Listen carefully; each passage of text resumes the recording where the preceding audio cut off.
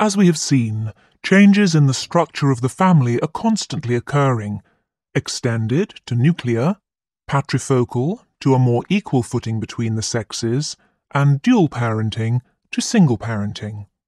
However, a recent phenomenon in the UK, which is changing the traditional family, is the increasing number of adults who continue to live with their parents until their 30s or sometimes even their 40s. The UK has traditionally been a society where offspring leave the family home in their late teens or early 20s to set up their own home and families, but in the last 25 years this has decreased. Official statistics released by the Office of National Statistics show that today 10% of men in their early 30s still live with their parents. This compares with 5% of women in this age range. The reasons for this are complex and varied. It cannot be denied that some people are choosing to stay at home. Living with parents can be an easy option. Food is provided, heating and electricity are paid for, and rent, if any, is minimal. However, a third of those surveyed claimed they are living with their parents because it is too difficult to get on the property ladder. House prices in the last few decades have risen dramatically.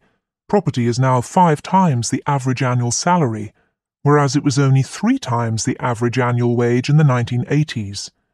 This fact, coupled with high unemployment amongst young people, makes it virtually impossible for a single person to buy a home or even rent. The number of students going on to higher education has also been steadily increasing. Many of these students return home after finishing their studies as a result of the student debt they have accumulated. It can take many years to pay this off, and if the burden of rent or a mortgage is added to that, it can be just too much for a young adult's pocket. However, help is now at hand. The government is tackling some of the problems that cause people to remain with their parents with a new scheme, the Affordable Housing Scheme.